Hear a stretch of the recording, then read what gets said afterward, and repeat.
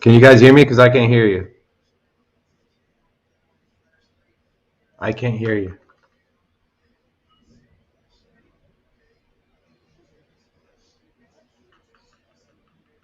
I can't hear you. We understand our mics are muted, brother. Oh, okay. I wasn't sure. Everybody can hear you. The stream can hear you right now. Thank you. Beautiful. Beautiful.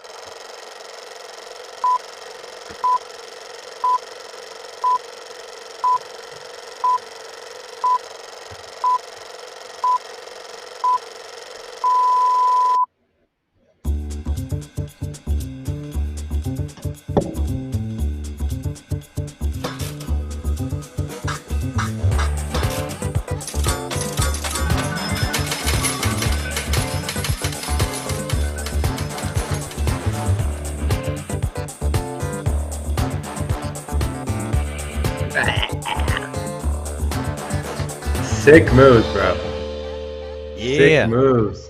Why didn't you show the work today, bro?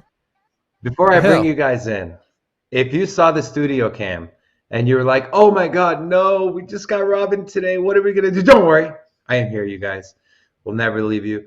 Welcome to Sin City Crypto. We are coming at you. Well, I'm coming at you live from my home, but Robin and Donnie are coming at you live from Global Studios in Sin City, Nevada, with another one of our live shows. Before we get into the content, quick disclaimer. We are not financial advisors. Please do your own research. With that being said, I'm kind of sad I'm not looking at him in the face right now, but excited to be on the show with him. Your co-host, Big Rob, what's up? Hola! It's your boy, Big Rob, back in the house. Welcome to Sin City Crypto. If it's your first time checking us out, we are an entertainment-focused cryptocurrency channel. We take the old, the boring, the stale information, and we package it up in a fun and sexy way, just like your boy. Now, quick shout out to Global Media. They help broadcast this out to other channels than just YouTube. And then here, we're a young and growing channel. If you want to grow with us, hit that like button. If you ain't subscribed yet, what the hell wrong with you? And if you ain't hit the notification bell, something must be wrong with you. Yeah, exactly. And then, real quick, let me get a quick hola, Hemp Kid. Welcome to the chat. Welcome to the party. First time we've seen you here, so it's excited to have some new faces in the chat. So, hey Robin, quick question. What's up, baby? Where's your boy Defib at? I don't know, man. I ain't seen Defib today yet. So, APB out on Defib, baby. What'd you say last time? ABP? Hey, whatever. I ain't the best with letters. So, real quick, I'm gonna give a shout out. So, we have Sean in the chat. Welcome. We also got HP, Russell, Garrett, Olga, and who am I forgetting? Chef Murder, Angie. Anyways, welcome. Welcome. And then please type away, have conversation, converse amongst each other, because YouTube likes an active chat. They'll suggest us to other people. When they suggest us to other people, we get more people in the chat. When we get more people in the chat, what do, David? Vegas party. We have a Vegas party. So when we get to 21 people in the chat today, we will open up the club. We're going to play some club music. We're going to get this thing crunk. So hell yeah. Really excited about that. Markets are markets all down today, Robin. Yeah, they're down just a touch. They're down just a touch. We're still holding number 40, 43. Not at all. 43.7. So we've gotten rejected. We talked about this yesterday. We've gotten rejected at 44, which Let me tell you something. Your boy here, he never get rejected. You know. I find that extremely hard to believe. Extremely hard to believe. No, but pull back in the market. It's normal. So hope you guys aren't freaking out. I'm not freaking out. Anytime there's a dip, I buy the dip. If you're serious in crypto, you're probably doing the same. But Yeah, Solana, Avalanche is moving. It is one of the only cryptos that is currently in the green right now. It's up 2.78%, sitting just over $92. $80 is extremely strong support for Avalanche. So if you picked up any at 80 or even under 80, great job, great project in the top 10. Long ways to go, but they're cementing themselves as a top layer one right now in the market space today. So, yeah. Oh, cool, Robin? man. I'm feeling good, man. You know, also, do you know who we reached out to, David? I mean, you know who we reached Of out to. course. Well, duh. So, Sin City Crypto, we're shooting for the moon. We're like an undervalued altcoin here. You know, we got high expectations. So, couple things. If you aren't following us on Twitter, what the hell wrong with you? And our Twitter handle is Sin City Crypto 1. That is our Twitter handle. So if you haven't started following us yet, please follow us. Which segues me into our next statement here. Hold on. What's up? David. Olga wants to know if that tree in your background's real or is it fake like your personality? I'm not going to comment on that. I will leave that comment alone. Because I will not have anything nice to say.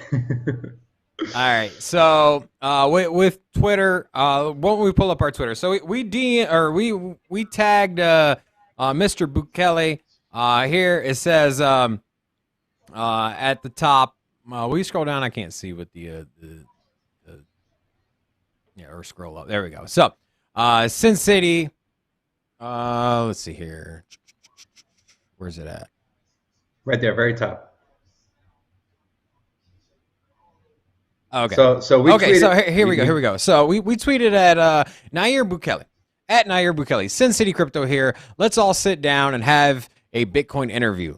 Tell the people around the world why your country adopted Bitcoin. Although we may be a smaller YouTube channel, we got a lot of juice though. But we'd love to help you educate the world, and we absolutely love you, brother. So if you could do us a favor, if you could retweet this, and let's get Mr. Bukele here at Sin City Crypto. You know, he's got a smaller country as far as population, and we're a smaller YouTube channel by subscriber count. So why don't we help each other out? Why don't we sit down? Why don't we talk Bitcoin, and we'll turn it into a Vegas party. So yeah. Also, Robert, welcome back. Good to see you. So, and then. Yeah, what do you think, David? You think he's going to reply to us? What's your vibe? Man. You hope so? If I'm being a realist, I'd say no, but you never know.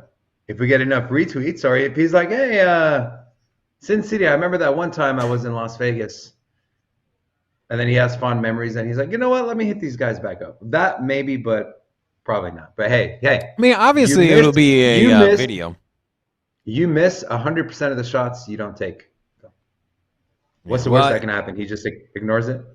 Yeah, I would 100% assume he's not going to fly here and sit on our couch and do the interview. However, we can accommodate for a video call. So let's retweet that. Let's see if we can't get Mr. Bukele here on the show. I haven't seen any interviews with any crypto channels with him. Have you, David? I don't think so. Personally, no. Yeah. Well, either way, let's make it a first here. If it's not a first, let's make it our first interview with a president. Yeah, that's right. Yes. So I like it. now, right. Yeah, let's get into it. Let's get into the talking points, right? Hot take. Oh, the hot take. The hot take. Yeah, that's right. See, we need you back in the studio because I got no idea what direction we're going here. It's okay, man. I'm here for you, Robin. Let's get right into a hot take. Roll it. It's hot. Ooh, that's fire, baby. All right. So the hot take for today. So Robin and I have to relocate.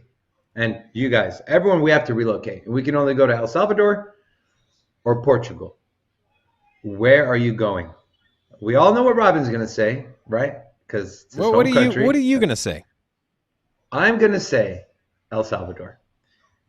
I can take all my crypto there and I can spend it. They're extremely crypto friendly. I love the president there. Nothing wrong with Portugal, the country. Nothing wrong with Portugal, the people. But I feel like this whole zero tax on crypto, zero tax on Bitcoin in Portugal, it won't last. I feel like they're trying to bring the people there, and then bam, next thing you know, 30% tax. That's just my feeling. I'm going to El Salvador. I'm going to hang out with Nayib Bukele. I'm going to spend my Bitcoin at the grocery store. I'm going to be living life, bro. Robin, where are you going? You know, your boy gonna go to straight Portugal, my dude. First of all, my fam is Portuguese. And let me sell you on Portugal here. We got some of the nicest beaches. You know what? Scratch that. We got the nicest beaches in the world. And on top of that, your boy speak Portuguese. And there ain't no taxes. You know, El Salvador, they might have Bitcoin as legal tender, but they still taxing you. Still taxing all of them transactions. They're taxing all your capital gains. Just fine. You know, it's okay because it's legal tender. It's badass. However, in Portugal, you don't pay no taxes. It's a straight loophole. They just want you to stay there. For now. And I don't think it's going to change because they're bringing a lot of people. They're getting a lot of financial prosperity with the addition of new Bitcoiners and new cryptocurrency companies relocating. They have conventions are centered in Lisbon, Portugal now. It is one of the epicenters, which is a little upsetting because I want to bring the conventions back to Vegas. I want Sin City. You know, we are the home of the conventions, and I want to bring that back here. But if we're gonna lose conventions, let's lose it to my mother country, the home of the Portuguese, the home of the rooster. The rooster is a national bird, in case you didn't know. The rooster is the national bird. That is the lamest national bird I've ever seen. Bro. What? Don't be talking trash. Don't be talking trash about the rooster, bro. A rooster? Yeah, man. Oh, man. That's funny. It's a majestic animal, man. HP said he's coming to El Salvador with me. Hey, bro, we're going. And he wants to take some Portuguese wine. We'll take a nice, beautiful bottle of Madeira. We'll go. We'll enjoy some food, drink some Madeira. We'll leave Robin back here in Vegas to burn in the heat. So. Yeah, I mean, you couldn't even show up to the studio, much less showing up to El Salvador or to Portugal. So, you know, can't take your word for it. Now, you know, Portugal keep firing your shots, bro. Keep firing your shots. Portugal is known not only for their most beautiful beaches and surfing areas as well, but they got these little pastries. They're called pastéis de nata, and they are an absolute delicacy. And they got some of the best coffee in the world. They are known for their espresso. You know how much I love coffee. And Portugal's espressos, I'm telling you, doesn't matter where you go, any cafe, it's like what they do. You get an espresso, a coffee, and a little cake. I'm telling you. Wow. And then you can work on your tan there because you know it's always clear signs. It's like San Diego down there. You know, it's always sunny. Nice temperature, cool breeze, and then your boy be sitting on the beach. You know what I'm about to say. We be sitting on the beach, boy be looking sweet. Woo! There it is. D-Fib! D-Fib, what's up, bro? Where were you at? You were late. Now. So right. it looks like most of the people are coming to El Salvador with me. They come in El Salvador. You know, there's nothing. There's no wrong decision. It's like saying, like, you want to go to Cabo or you want to go to Cancun. You know, you get what I'm saying? Like, they both have nice weather. They both are rooted. They're both rooted in tradition. They have, you know, El Salvador is on a completely different continent. You're comparing two cities in the same country. We're comparing two countries on different continents. Okay, it was just an analogy, bro. It was a terrible one. Cabo and Cancun are on two different oceans. So, I mean, technically, you know, it is, you know, Cabo's on Pacific, Cancun's in the Atlantic, so, or Gulf of Mexico or whatever. Okay. Yeah, your geography is not very good. All right. So, you're going to Portugal by yourself, and I'm taking our entire crypto fam with me. We're going to El Salvador. First stop, President Bukele, baby. Let's go. No, so look, you can't go wrong. Portugal, look, I think they're smart, right? Just like the Swiss with their Swiss bank account. Did you say I'm smart? Did you say I'm smart? No, not you. Every Portuguese person except Robin is very smart. I'm just saying the government in general, they're very smart. Just like the Swiss banks do, attracting investors and money to their banks with favorable regulation for the investors. Same thing with Portugal. They're saying crypto's hot. People are getting destroyed on taxes. Why don't we offer a safe haven for these people, have them bring their wealth to our country and give our country economic prosperity? So I like it. I just don't think it's going to last. We'll see what happens though. Can't go wrong either way, but I'm going El Salvador. I mean, it is pretty. I mean, just one last thing. It's pretty revolutionary that you don't have to pay taxes on capital gains on basically a commodity or an asset class. So, I mean, just think about if this was applied to Wall Street as an example with stocks or owning gold. I don't know of any countries that offer zero taxes on that. I mean, I might be wrong. I haven't done any research, but I'm just assuming that nobody's doing that. So, I mean, it's extremely not like a government to do that. And so, obviously, they're losing tax revenue. You agree that it's smart, though, right? If you want to attract wealthy people or money into your country, do something that no other country's doing, right? Well, I'll tell you what, Portugal isn't exactly the wealthiest or the highest as far as like GDP. They do use the euro as part of the European Union, but they're not the breadwinners when it comes to providing economic value to the EU. Just put it that way. That's like if you compare it to France, Italy, and then Germany and all of the other countries. Yeah, they're basically contributing more to the pot. And Portugal's not quite there, at least not on their level. So you know what? How are you going to bring economic prosperity to your area if you're behind and you're not doing as good as the competition, at least in the EU? Hey, you know what? Bring in the next form of money. Bring in the next form of technology. Bring in crypto. Bring those people in because it's going to pay off in the end. And take Robin back. All right, that'll do it for our hot take. We have a lot of big articles. When we were going through the articles last night and this morning, some days there's not much, not a lot of interesting things to talk about and give your opinion on, and then some days like today, there's a lot to talk about, a lot of great information, great opinions. So let's get right into it. Our talking points.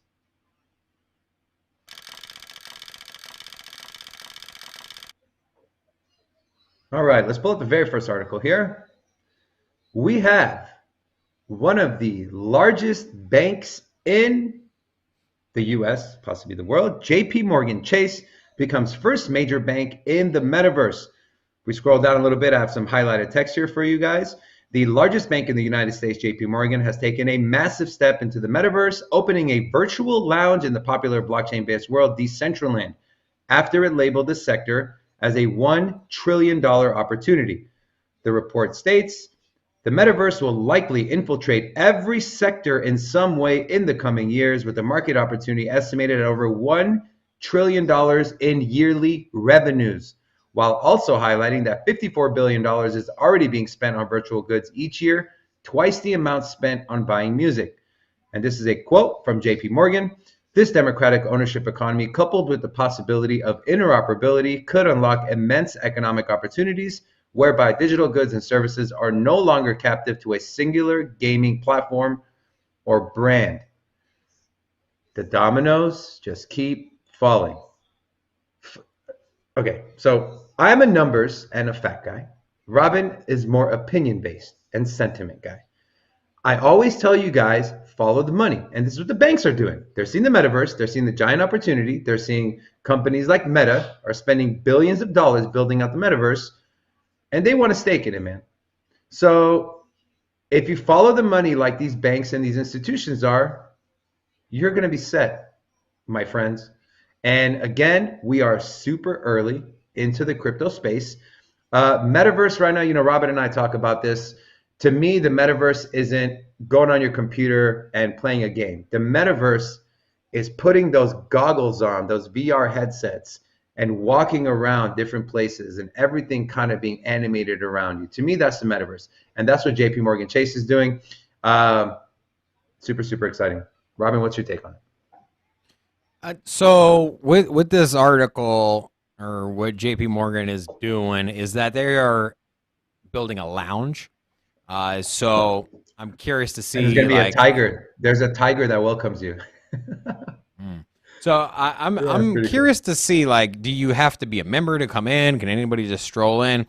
But what I'm envisioning, and there's no roadmap for this. There's no release on their side for this. But what I'm envisioning is they start with a lounge.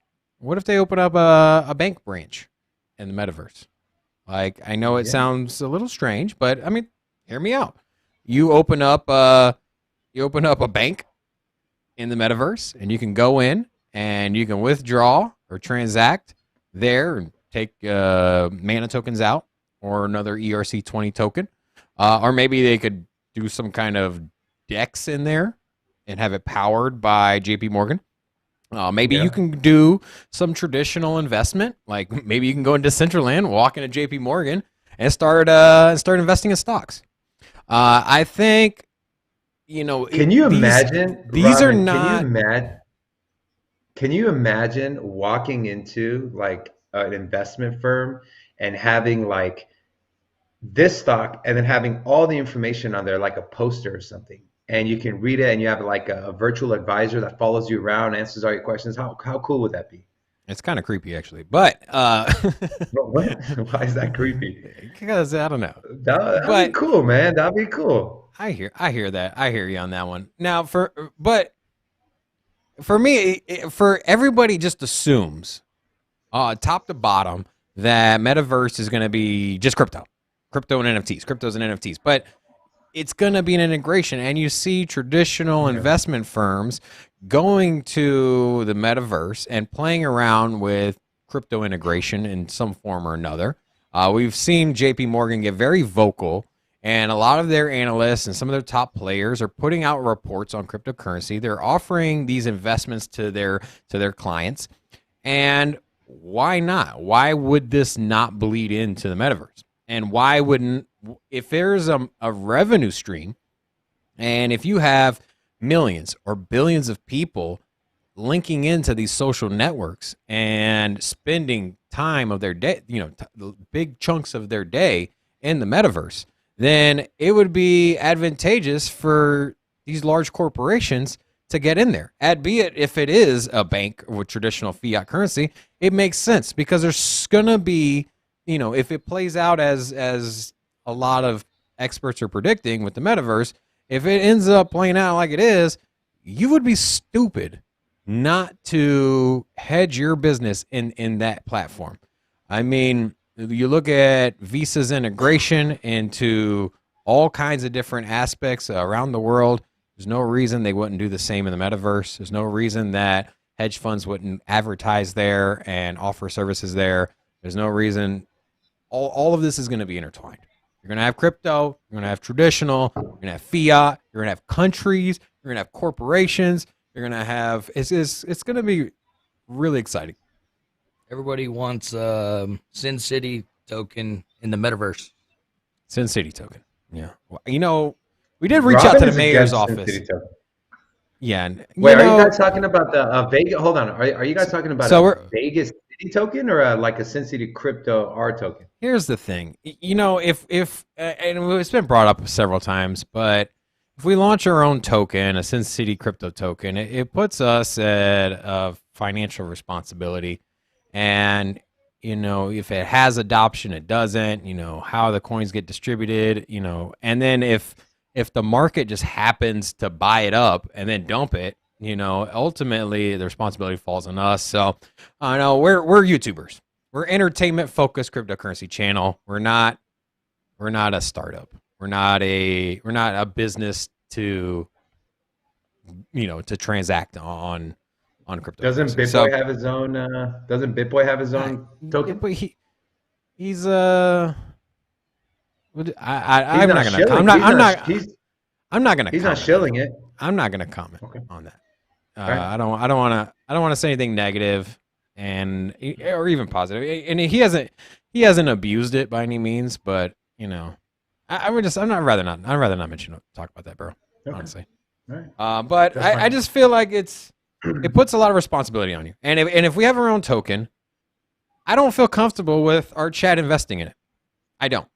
I don't invest in low cap projects because I don't like the risk, and I don't want anybody to risk their money on a token that's tied to our name when we have zero experience in blockchain infrastructure, coding, and direction. Like, I mean, I'm sorry. Like, I'm not trying to make some money, bro. I'm here to educate and entertain. I'm here to have a show. I'm here to like provide value. I'm here to like talk about projects.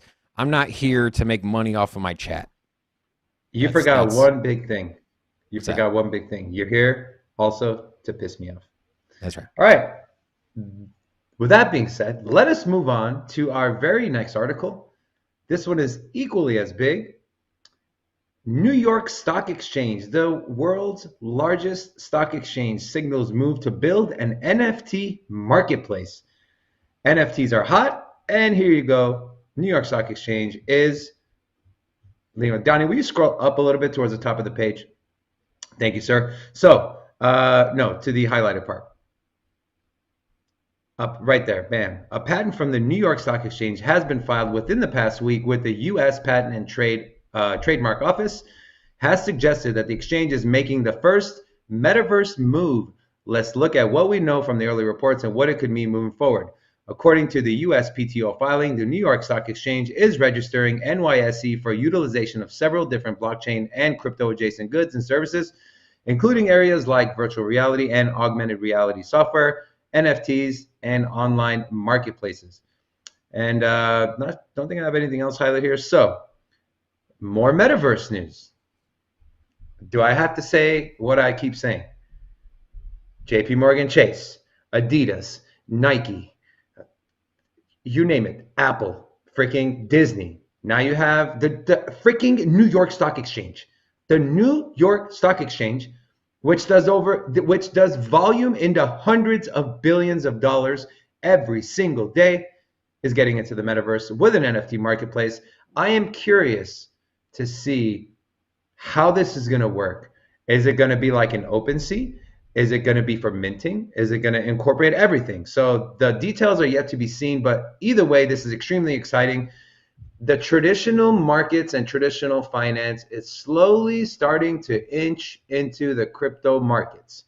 And it might not be, you might not use this NFT marketplace, right? You might still use OpenSea or LooksRare or Rarible, but you best believe this news didn't just hit the crypto news channels.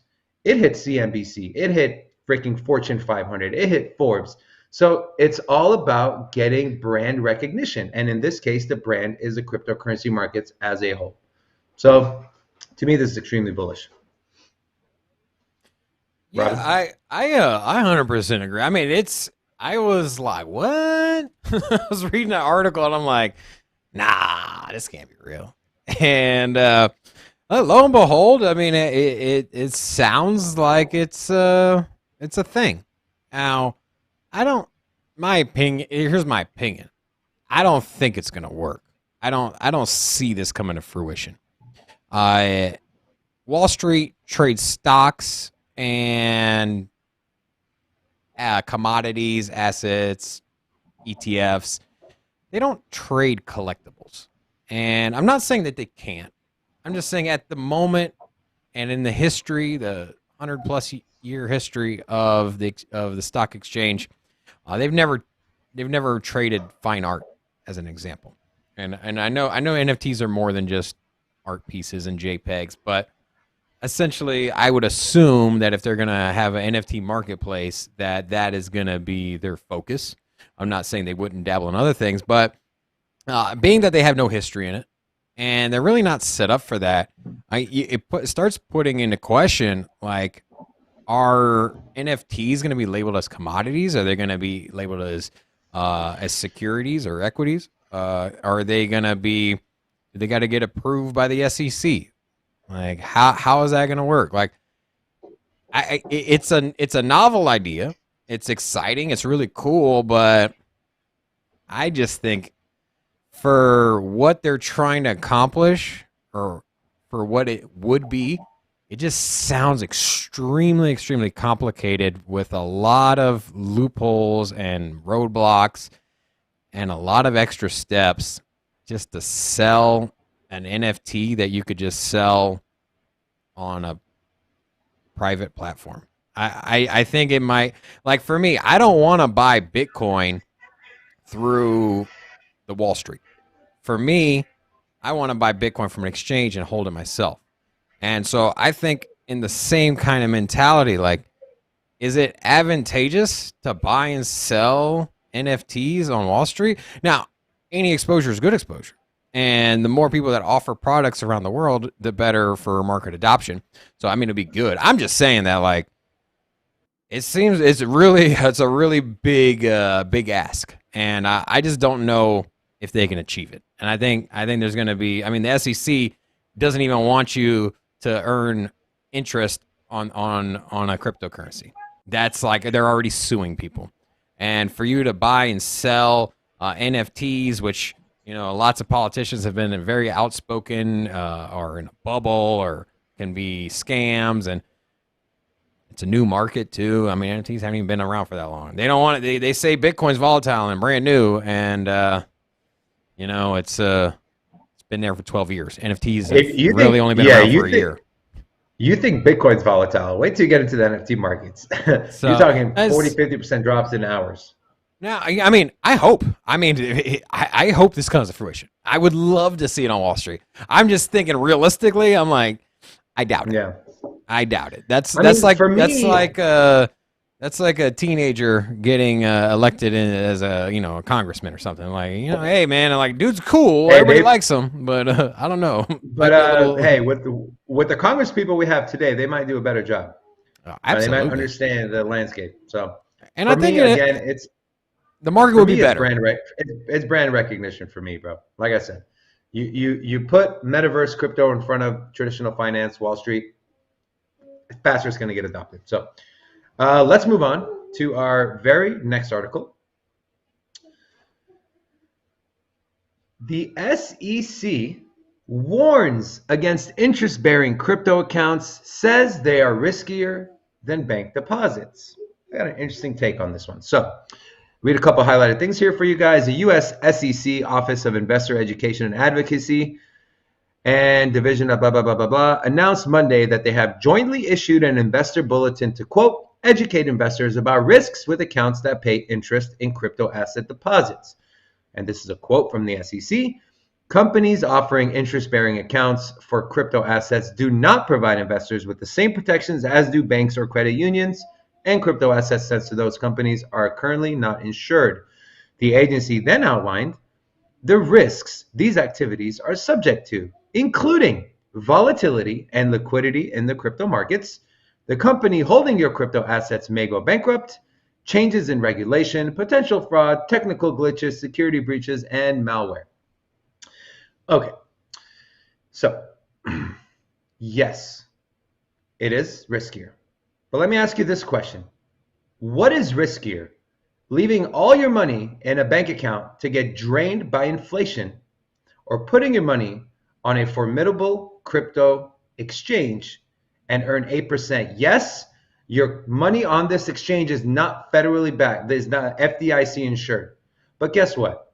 The banks that are FDIC insured, they have 99 years to pay you the money back.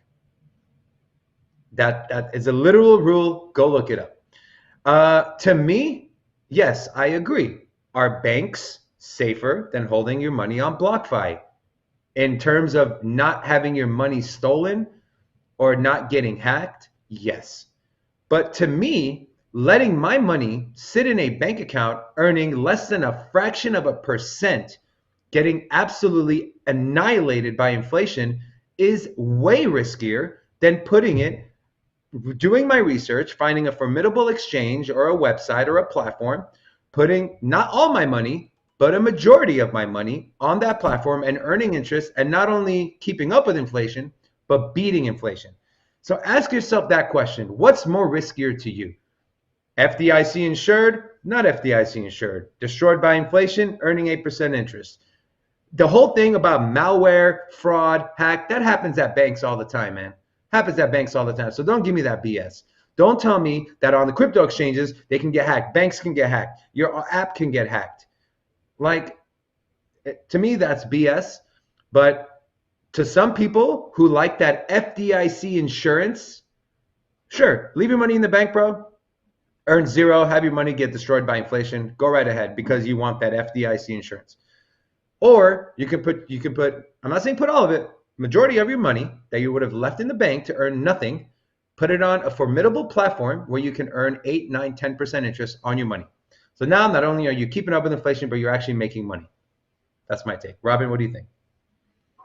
I mean, I agree with you. There's legitimately, you say there's less risk in a bank, or you risk. I don't really care for those words. In a bank, there's no risk.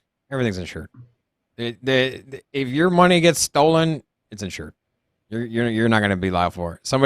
Somebody runs your credit card and buys a bunch of stuff. You just call, taken care of. Unfortunately, with crypto, it's not that. And what everything he said is 100% true. There's nothing he said that I disagree with. Now, is he trying to scare the public? Is the SEC trying to scare the public and be like, "Oh, it's riskier"? It is riskier, but it's not anything. But, okay, if you do your homework, it's not anything like you're not taking, like you said, if you use formidable exchanges. But I mean, even then, I mean, you just look. They just recovered the biggest hack ever. Everybody that got their Bitcoin stolen got handed a crap token, and then they don't get their money back, even if the exchange gets the original Bitcoin back. And so, yes. But so, I'm going to ask you that question, Robin. What is more risky, leaving your money in zero? It's not. That's the thing. Okay, it's risk versus reward. There's no risk in a bank. You don't lose your money. There's no risk in a bank. Okay, yeah, you don't lose your money with a hack, but you're losing your money every single year with inflation. But that's different. That's risk versus reward. If the more risk you take, the higher reward you get. If you take zero risk by putting it in a bank account, you don't get any reward.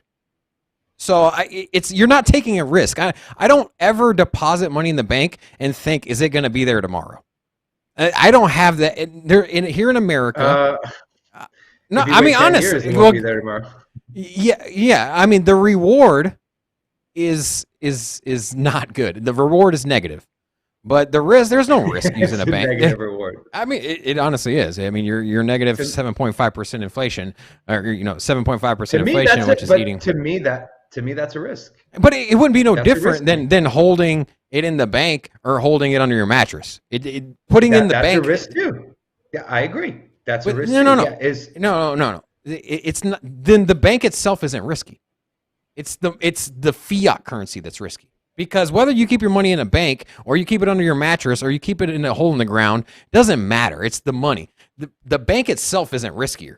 It's not risky for me to keep my money in the bank. It makes no difference.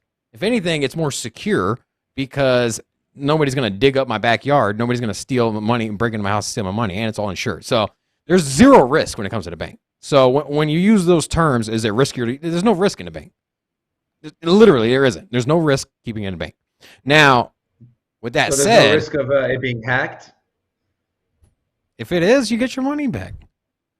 Give me an example of where a population, where a bank lost money and they didn't pay their people back.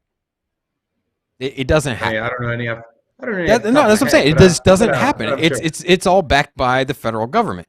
So even if the bank doesn't have the money on hand, the FDIC insured says that if the bank gets hacked or the bank gets broken into or the bank catches on fire and all the money burns up, the federal government will pay you if the banks don't. That's what FDIC. Remember, only up to $250,000. So anything over $250,000, you get nothing. Yes, that's what the federal government insures it, but the banks will insure you for more. That's just what the government will back you for. So if you have $1 million in account, if you have $1 million in Bank of America and your $1 million gets stolen, Bank of America, if it was on their end. But here's the thing. Okay, well, pull me up some articles. Give me some examples, because I have never seen somebody lose their money in a traditional banking. Okay, I'm an advocate for crypto, but There's not people. There's hacks every day. There's people losing money every day. They don't get it back. So I don't care what you say. Like, I love crypto, but this shit is risky. People lose their money all the fucking time. Crypto's risky. And in the banks, you can get your credit card stolen. The bank can get robbed. You never lose your money. And it is what it is. And you know what? Crypto will get there eventually, but I'm sorry, the banks aren't risky. They're not. I don't feel uncomfortable depositing my money in the bank like it's going to disappear. And I think crypto will get there. Now, it's not the bank's fault if inflation depreciates the value of your money. I'm just saying the bank. Right? It's not the bank's fault. They could they make so much money off of our money. They can kick us back some of that money to at least try to keep up with inflation. Yeah, but you could also use bank services. You could also use bank services instead of putting it in a savings account. You could use bank services and invest it into a 401k, or you can invest it into the S&P 500 or the stock market. So technically, that's your decision. If you decide to put it in a bank account, it's not like it's a surprise. It's not like you put it in a savings account and you're like, oh, I was hoping for. You're talking about investing versus just holding your money somewhere. Well, what are you doing when you stake your coins? What do you do when you stake your coins? Because if I buy $1 million worth of Bitcoin and I don't move it from the exchange, I don't do anything. I don't earn anything. It just sits there. But I'm talking about if you use something like BlockFi or do stable coins. Then if you use the bank's services for investing in 401ks and mutual funds, then it's the same thing. It's a service that they offer. It's not the same thing. I'm talking about stable coins. They don't move in value, and you earn 9% interest. I understand that. Okay, and if you go to the bank and you take your dollars, which is exactly the same as stable coins, and you invest it into a 401k, it's the same thing. The savings account gives you no return. You have a chance, but you have a chance of losing money. I don't think we're on the same page here. What I'm saying, okay. And you have a chance of losing money in an exchange, albeit a very, very small chance, but you have a chance there as well. On a stable coin? If the exchange goes down or something gets blacklisted? Yeah. That can happen across the board with anything though. So anyways. But not with banks. That's what I'm saying. I hate banks. And I know you hate banks too, Robin. I don't like banks. I'm just saying, you're saying that it's risky to keep money in banks, not as risky. I'm just telling you, there's no risk in a bank. Your money doesn't work for you in a bank, but if you want to, no, they're just holding your money. It's not a risk. It's the exact same thing. If I take $1,000 and I put it in a bank account, it's exactly the same risk as putting it underground. There's literally no difference. Literally no effing difference. Like, okay, if you want to keep your money in a savings account, you understand when you open that savings account that it's 0.01. They tell you signed the paper. It's not like it's a surprise. If you don't like the returns, go put it in something else.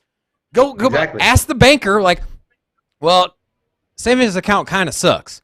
Can I just put it in a 401k? Sure can. There you go. Now, it's not as good as crypto. 401ks suck. I'd rather have it in Bitcoin. I'm just saying that it's not riskier. Let's be real here, bro. SEC is saying that bank accounts are one thing, crypto's riskier. It is. I'm sorry, it is. I've gotten crap. I've lost freaking tokens. I've had things stolen. I've gotten freaking baited before. Like, I've never had that happen in my bank account. I've had my freaking credit card stolen. Lost my wallet. Everything gets returned. Everything. Every freaking dollar I've ever lost in the financial system has come back to me. And never have I gotten a dollar back. When I sent money to a wrong freaking... I sent money from an exchange to another exchange, and I didn't know they upgraded the freaking... They hard forked it, and it all got burned. And I didn't get it back. Nobody gave me a freaking dollar. And I did everything exactly like I was supposed to. And I lost my money. And what I'm saying is that eventually, these cryptocurrencies, they will become FDIC insured. Eventually, they will upgrade. Eventually, they'll have protection for their customers. Unfortunately, it's not there now. Banks are a safer place to keep your money if it's for impermanent loss. It's not the best place to earn interest, obviously. But compared to an exchange, I'm sorry, man. You can have it on a MetaMask, and then all of a sudden you click the wrong link, gone. There ain't no clicking the wrong link on a bank account. We can go back and forth on this all day. All right, let's move on to our very next article. We have the Fed. Fed never did it. The U.S. banking head lashes out at Super Bowl crypto ads. We scroll down here. So he said, so this is the Fed. He said most of these ads fail to tell people about the downsides of investing in cryptocurrencies. Companies fail to mention the wild price swings and prevalent scams that occur in the market, or the fact that the crypto market is not as well regulated as the traditional ones. He also said the fact that these companies felt the need to advertise at all is a bit of a giveaway about one of their major claims. If this were actually meant to be used as a currency, why would you need to buy ads? I've never seen the Federal Reserve buy a multi-million-dollar commercial for the US dollar. Quite possibly the absolute dumbest analogy you can possibly make. And then you had some crypto Twitter people who weren't too happy. One person wrote, as if fiat currencies have never had issues with transparency, illegality, being untraceable, used worldwide in criminal ways, and the like. FUD rules the day for some. And then another person said, sounds like Senator Sherrod Brown needs a crypto education. Robin, I'll throw this one to you first. Okay. There hasn't been a commercial for federal fiat currency. US dollar.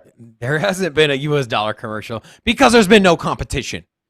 It's simple as that. Do you see a commercial for the power company? That's a good point, Robert. Do you see a commercial for the water company? No, you don't. Well, here in Vegas, we do see commercials for the water company, but it's just telling you to use less water because we don't have a lot of water here. But essentially, they're not competing. When you compete for business, you need to advertise and to express why your option is better than another. And in the past, the federal government has always had a monopoly. There's been no competition. There's been no other option. There's no reason. What are you going to advertise for?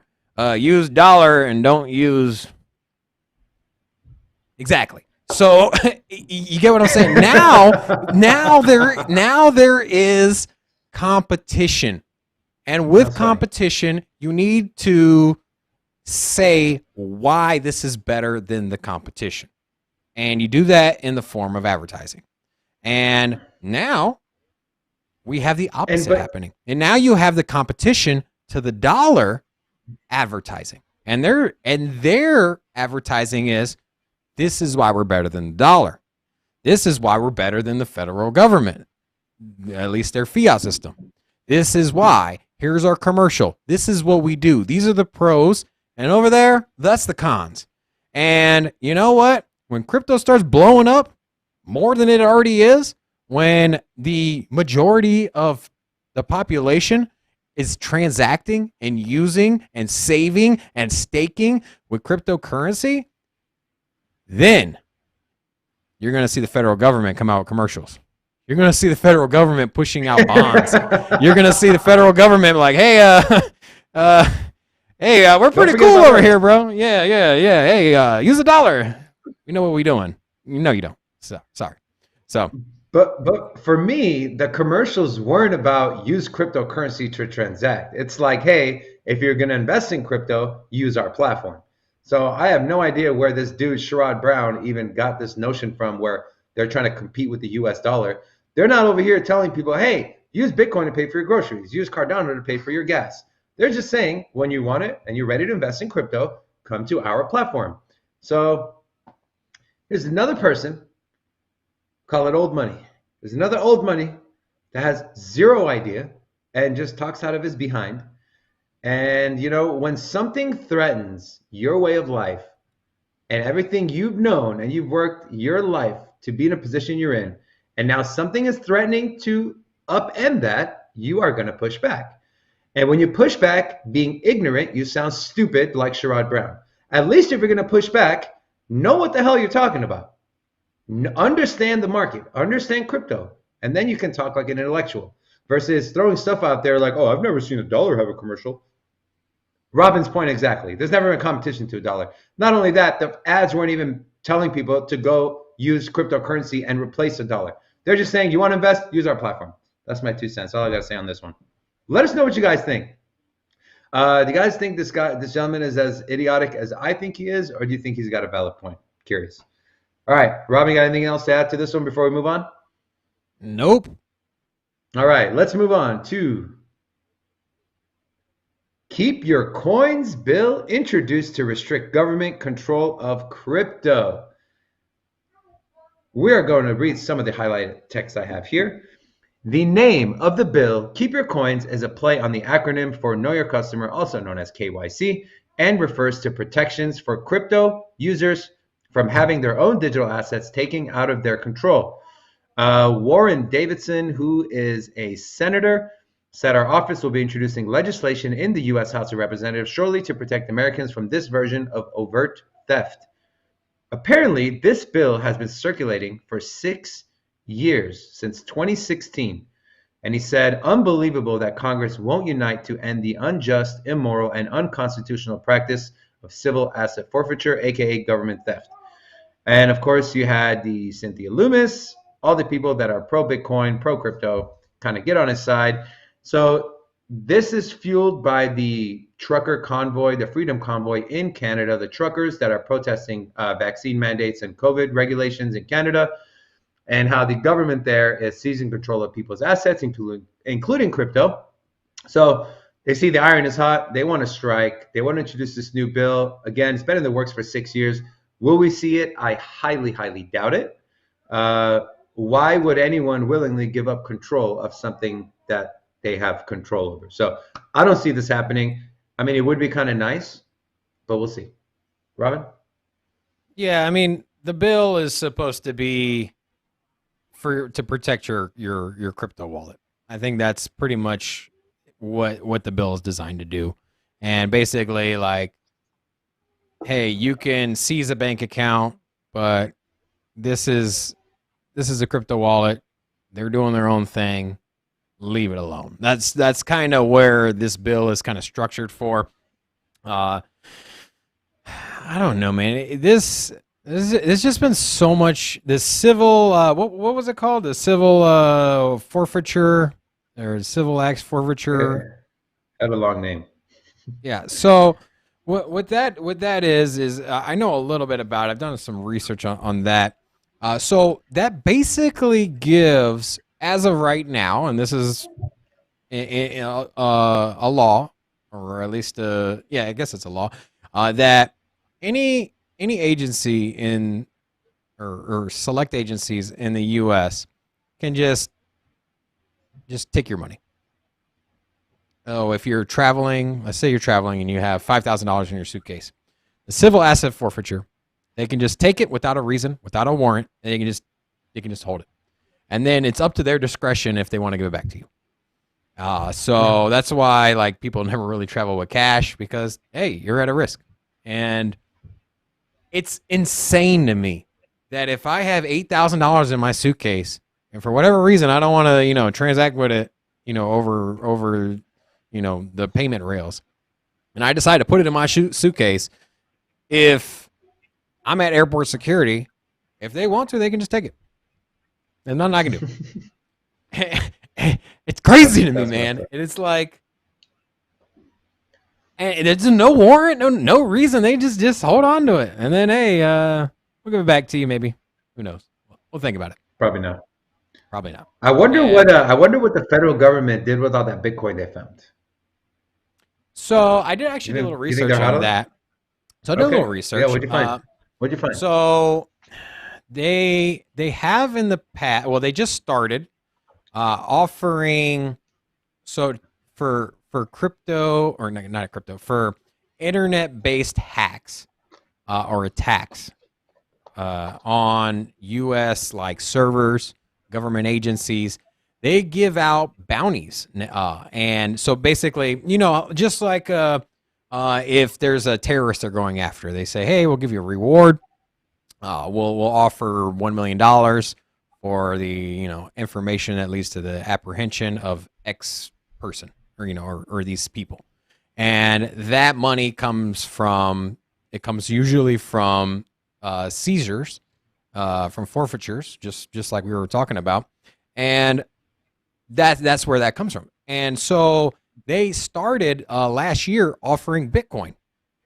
So they've offered like a couple $100,000 for information about hacks, whether to be prevent or in the apprehension of somebody that had done some illegal activities. So there's been buzz that maybe that's what they haven't said anything, but the idea is maybe they'll use it as part of their reward program to stop hacks and things of that nature. They also have in the past, they haven't had this amount of Bitcoin, but they've sold it. There's been 2 other times that the U.S. has acquired Bitcoin through whatever means they acquired it, and they sold it at auction, and they actually sold it lower than the price, but it was less than the 2 times are less than $1 million. I think one time was like 600,000, and then the other one was even less than that. But they basically took less than the market value. They just auctioned it off, and I don't really know if I don't think they knew how Bitcoin works, but they're like, what's this worth? 45? We'll sell it to you for 36. How's that sound?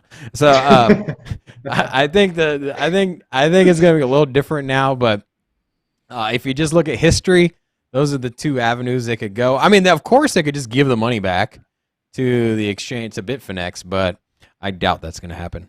So I hope that's not what happens, because you know what they should do. I had an idea. You know what they should do? Because no. This is what they should do. This is exactly what they should do. They should pull up every Bitcoin address wallet from Bitfinex from the hack and just give each person their Bitcoin back and circumvent the exchange. Circumvent the exchange. But you don't know if the people still have access to those wallets. But who cares? That's where they came from. Put them back there. Yeah, but if no one has access to it, and it's a dead wallet, you're sending Bitcoin to a dead wallet. But I'm sure 90-something% of the wallet addresses, majority of it still be active. Majority of it will be still be active. And I'm pretty sure that if you got your Bitcoin hacked, I'm pretty sure that you want your coins back. And obviously, if you give it back to the exchange, they're not going to give it to their users. They've already even came out with a press release saying that. But it's all transparent. All the wallet addresses are there. Just give it back to the people that it got stolen from. Problem solved. That makes so much sense that they definitely won't do that.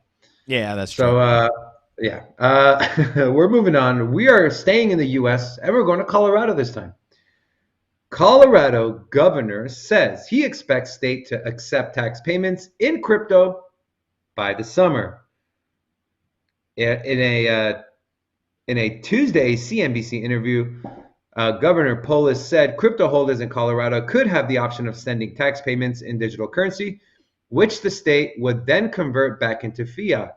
The governor said that an unnamed intermediary, scroll back up a little bit to the top, Donnie, I wasn't done reading, that an unnamed intermediary would likely handle the exchange of crypto to fiat. The governor added he was, quote, not at all concerned about the potential volatility of cryptocurrencies like Bitcoin, given the state had no plans to hodl and would instantly convert the funds to fiat. He also cited decreased transaction costs in the state's potential decision to adopt crypto payments, as well as the prospect of promoting a new asset class.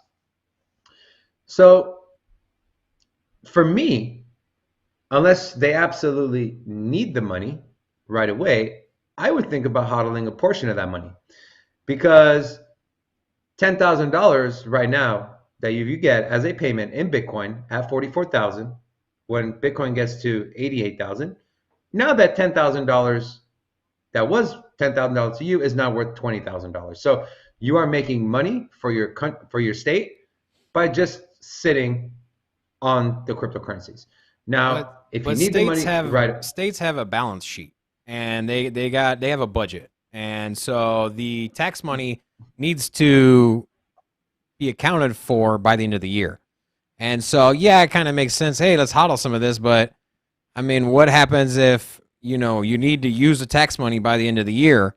So come December, if Bitcoin's down, I think you're playing with money that doesn't belong to you. It's taxpayer money. It's accounted for. It's all part of the budget. It's not like it's cash on hand that they're investing.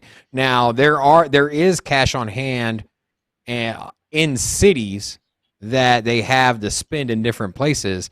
That's where you should be investing in Bitcoin if you're a state or a city or a government a body. But I mean, the tax money, it's accounted for. You can't just be like, hey, we're gonna just take half the taxes and we're gonna put it where we should, and we're just gonna hold this other. You know, it's all accounted for, at least on the tax revenue. Yeah, I'm just saying if there's a portion of that maybe influx, or you don't need right away, even if you're holding it for 3 months or 6 months. Obviously, it could go the other way too, but hey, so at least it's an option. That's all I'll say. But Robin, do you think we are going to see more and more states and even countries start adopting this aspect of accepting It's just payment? That's all. Just another form of payment. It'd be like a state saying, well, you can pay your taxes via bank transfer, or now you can pay it in Visa and MasterCard. And that's just another payment option. It doesn't benefit you in any way. Doesn't change the transaction. You pay the taxes. So it's just another option, and it's great because it shows that states and government agencies have confidence in the technology. They have confidence in Bitcoin. They have confidence in the network.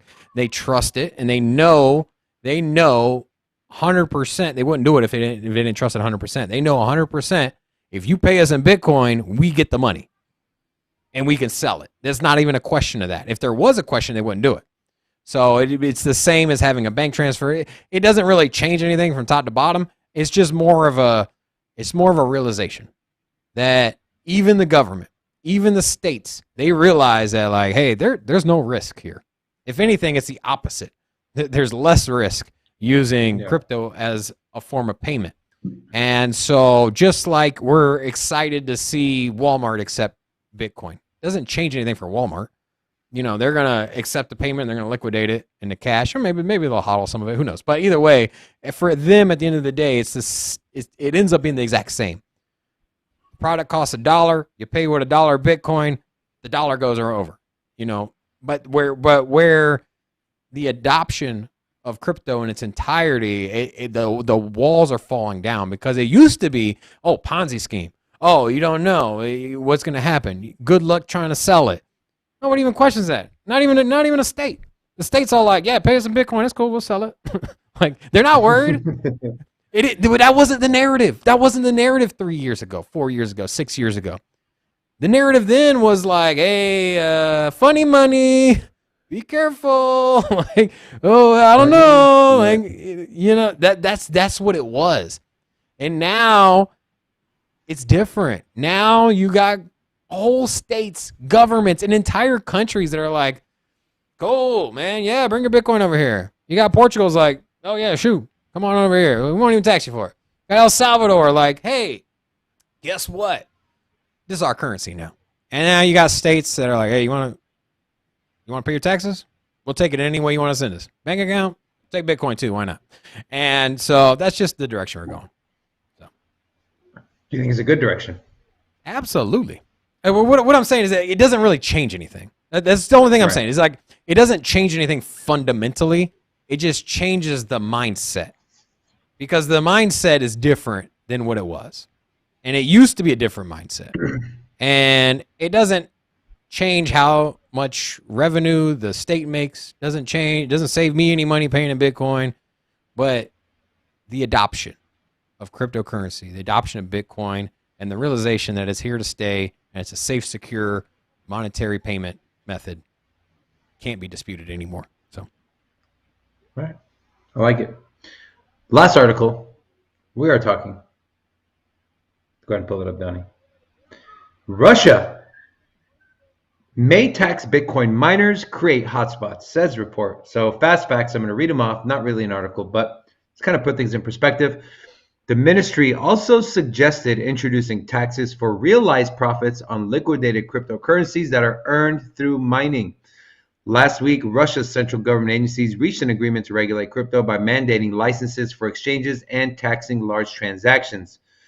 And the law is expected by the 18th. And the Bank of Russia last month recommended a comprehensive ban on crypto, but the finance ministry overruled, proposed, and now they are regulating it versus banning it. So this might be a positive for Bitcoin. Hear me out. So Bitcoin miners, you have a lot of overhead, right? Especially when it comes to power consumption, paying your power bill, equipment burns out, got to buy new ones.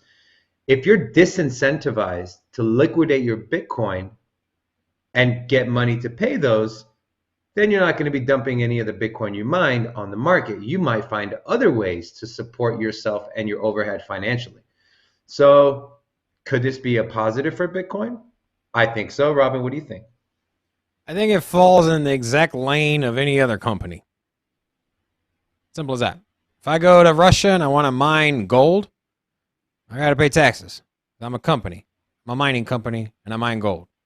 I go to Russia, I want to mine Bitcoin, I should pay taxes. I mine Bitcoin. That's my business.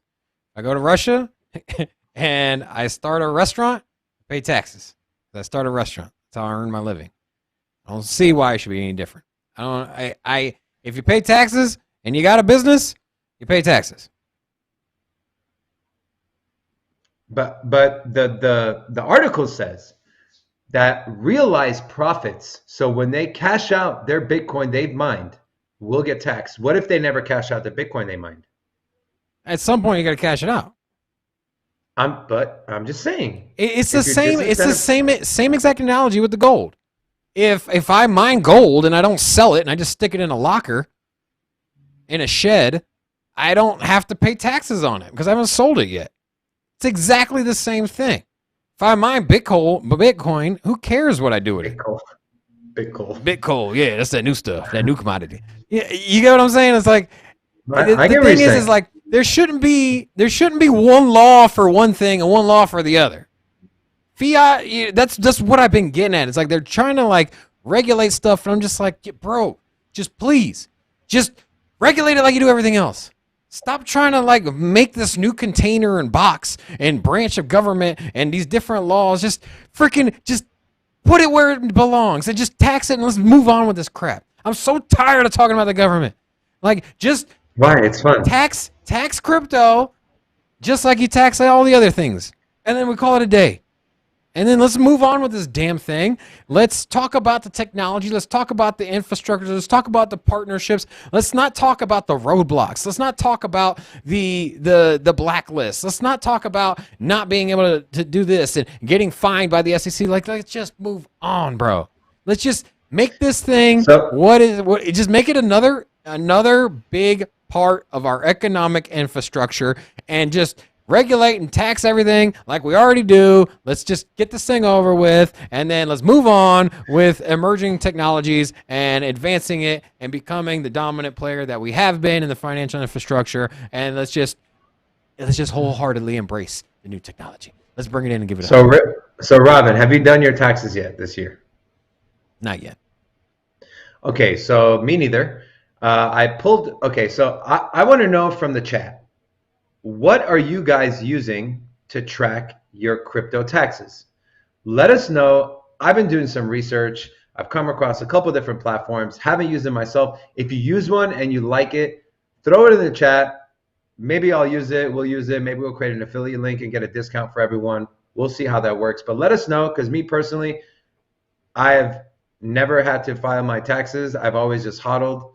But recently I started trading in and out more, so I'm not going to pay taxes on it. So just want the best, most accurate place so I don't get audited by the IRS, because they're on one this year.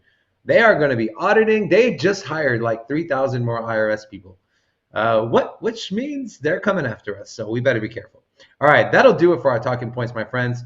Before we get into our next segment, please let us know in the chat if there is a project you would like us to talk about, look into, find you entry and exit points. Without further ado, let's hold on. You know what the probability of getting audited is? There's a baseline probability. You actually have a number? Yeah. It's a fact, or are you just throwing the number out No, there? it's a fact. So they audit 1 out of every 100 returns. Straight up. So you have a 1% chance. No. That's the baseline. Now you stack and layer things on top. So first of all, no matter what, every person that files a tax return, 1 in 100 chance of getting audited. Then on top of it, the more things that are riskier or questionable will increase your chances. So if like you crypto? Like crypto. So if you don't want to get audited, if you don't want to get audited, at the end of the day, just be transparent.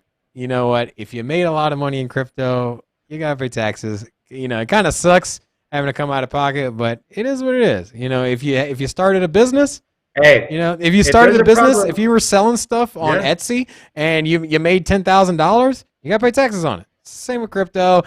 So I'd be worried. Look at it. I'd be worried if you weren't. I'd be worried if you weren't paying taxes, because at least if you're paying taxes, you're making money. So, all right, let's get right into it then. Market analysis. Let's go.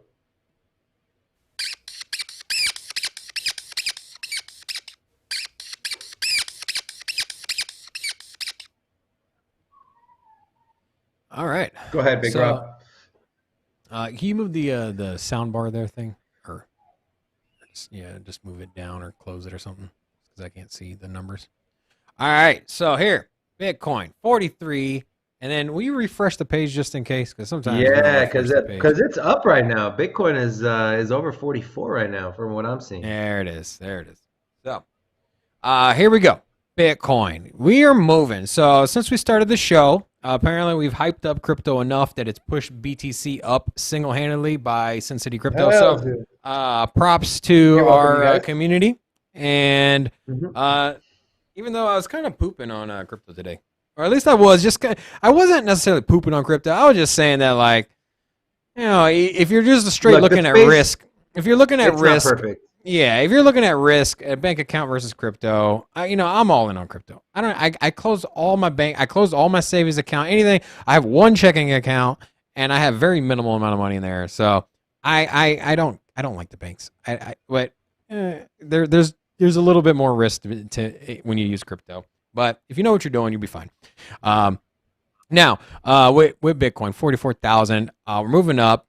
I wouldn't be surprised if we catch 45,000. This morning I saw Bitcoin up at 44.7, so very likely to at least hit that number again, especially since we're trending upward. And looking at Ethereum 31, so Ethereum's looking good. And then Avalanche, as you mentioned, up 6%. Avalanche looking juicy. If you didn't already know, this is one of our favorite projects here. I love Avalanche. Cardano, kind of still sitting at $1.09. Cardano, great buy right now. If you didn't already know, we are big Cardano homers here. And then what else we got? Terra Luna up 1. Terra Luna, Rob. When will Terra Luna get back to $100? Okay. Well, they're so with Terra Luna here. I'll talk about Terra today. You know what? We'll dig into Terra a little bit. So with Terra Luna, they have the UST stablecoin, and tons of market adoption. They just integrated the UST stablecoin into the Avalanche, their DEX they have there. I think it's called Penguin, so they're getting more adoption there. But usually you see Terra move up when the markets go down, and the reason for that is we always mention, Terras they're all about stable coins. And the reason that happens is the market takes a dump and people sell off. So there's two things happen. You sell because you're scared, which I don't recommend doing. Market goes down, just hodl. But don't be scared. Yeah, don't be scared. You sell whatever it is. So you got people selling Terra. But if you're using the Terra platform, you're just going to sell right into their stablecoin, the UST. And also what happens is that there's a lot of people that are looking to buy. We always talk about buying the dips. So what do you do when you buy the dips? You put money into the blockchain, you put money into crypto, but you put money into crypto usually in the form of a stablecoin. And why do I keep referencing the stablecoin? Why does it even matter to Terra? Because Terra, every time you mint UST, you burn Terra. So if you mint $10,000 worth of stablecoin on Terra on UST, you burn $1,000 worth of Terra. And then the opposite happens when you burn your UST or you use your UST. It gets burned and then creates Terra. So this is why there's a seesaw event with Terra Luna. That's why when the markets go down, Terra usually shoots up because there's more influx of stablecoins. In turn, they burn more Terra, remove the supply, make it a more scarce asset. And then when the market starts moving again, people are starting to buy. They're starting to sell their UST. And in doing so, you create more Terra, price goes down. That's why this is kind of an oddball when it comes to the markets.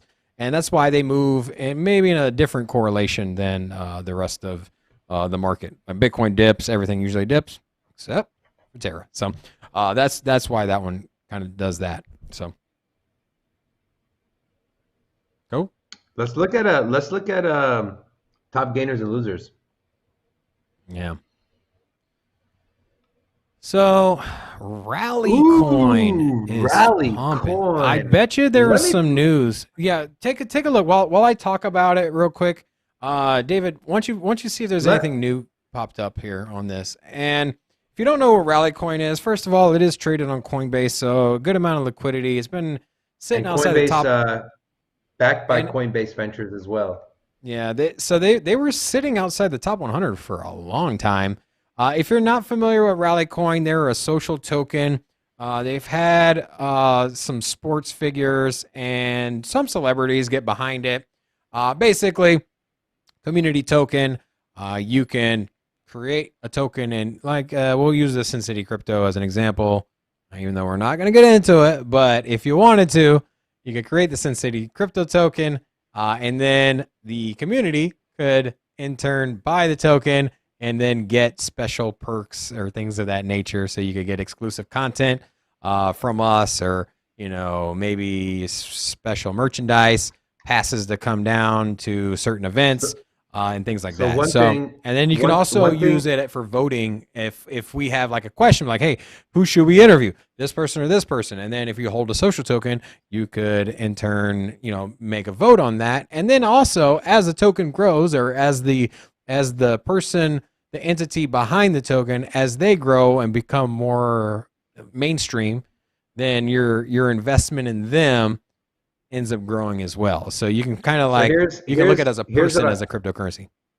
Here's what I like about Rallycoin is you can't just go and create a social or community token and just put it on Rally. It is an application process. The website is beautiful, easy to navigate. They have an app. They also have obviously the website, but you have to fill out an application, do a questionnaire, and then their team will review. Then they'll call you, they'll interview you, and if you check all the boxes, then you're able to list your social token on their platform. So this does two things. It alleviates the people who are just doing cash grabs, and it makes the investor, you, feel comfortable investing in the tokens that are available on the Rally network. I held a big bag of Rally. I dumped it when it got to close to 70 cents. I think I made like 3x on that, but I've been saying this for a while. You have content creators, you have celebrities, musicians, you have athletes. They're all trying to monetize in their communities constantly. And if you have a platform where you can not only connect in a more personal way with your community, monetize it for yourself, but also provide value, monetary value to your community as well, with just like Robin said, right? You invest in it, and as that musician or person grows more famous, more people are going to buy, and naturally it'll drive the price up. So it benefits the musician, it benefits their community. It's a win-win for everyone. I love community tokens. You can also tie community tokens into almost like a crowdfunding, and with rewards and profit sharing. So let's just say, for example, instead of a person, we'll look at an In-N-Out restaurant as an example. I love we need $5 million to open up a new In-N-Out location, and we're gonna have a In-N-Out token, social token that we're gonna offer. Now, probably wouldn't fit into the mold of Rally, but just kind of a generalized idea on how this would work and how you can monetize. So, $5 million for the restaurant. You get 100 people. They all throw in $5 million. They get the equal proportion, or they get the tokens, the In-N-Out token, which is the community token, back, and however much percentage they put in.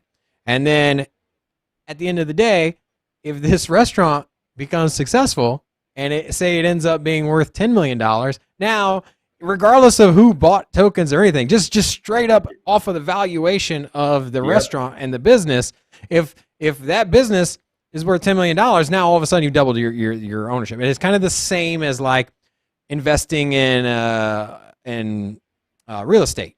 You know, you get a condo, you buy a fractionalized portion of NFT, part of a condo or a building or a house, and then you have that fractionalized ownership. As that increases in value, the same can be said with the token that you're holding. Same can be said when it comes to community tokens and the people behind it. So, you know, if there's nothing to say, if this musician's here, like, hey, I need $1 million to put this concert together, and in turn, I will pay you profits and revenue, and that could be something that you work out. And so the possibilities are pretty endless when it comes to community tokens. And it just gives another avenue for young artists, young entrepreneurs, or just even a celebrity figure to involve the people. Did you say entrepreneurs? That'd be pretty. That would be a really dope word, bro. Entrepreneurs, like entrepreneurs, but with art. Yeah. Hey, listen, we have to create a little graphic where we can add the new words Robin creates. Because some of them are gold. And if one of them hits off, bro, and we patent this thing, we might be multimillionaires. That's all I'm saying. Can we go back to the chart real quick before we leave? I just want to kind of see what are some of the other top pumping coins that are happening right now in the market. Donnie, if you don't mind pulling up the lap, beautiful. NEO, Theta Fuel, Graph's been pumping for 2 days now. Amazing. Let's, Donnie, click that 24-hour again. Let's see the biggest losers over the last 2 days. IoTex, Stereo 2. Isn't this your project, bro? IoTex. What's going on, man? Good thing you didn't pick it this week for Blockchain Parlay. Crow token is down. Stack, CeeLo, and Yearn Finance. I can't believe Yearn Finance is at $24,000. It got to almost 100K when Bitcoin hit 69. So interesting to see where that's going to go. And then you have Tezos, one of my favorite projects, currently down right around $4. I think Tezos has absolutely huge potential. Like, no one talks about the utility and use cases Tezos has. I mean, if you just look at their NFT marketplace, that alone should give it some exposure. You look at their DeFi, you look at their digital identity, you look at their stable coins. I mean, amazing project. The carbon footprint of Tezos is equivalent to 17 humans per year. That's it. So amazing. I have nothing else to add on the market, Robin, unless there's anything you want to go over or talk about. Well, I know you use a lot of energy, man. You always leave the lights on in the bathroom. You always run a dishwasher when it's only a quarter full. And so when you say 17 humans, it doesn't account for people like David, who are energy wasteful. That's all I got. Energy wasteful. Just kidding. Is that all we got for today? Yeah, that's it. So awesome. All right, everybody. Well, thank you so much for watching with us. We always appreciate the community. We always appreciate the Sin City Crypto fam. Make sure you come back tomorrow for 10:30 a.m. live stream. Are you going to be back here tomorrow, David? Are you going to be sitting in the chair? Will be back tomorrow, Rob. We'll see you guys tomorrow at 10:30 a.m. Peace.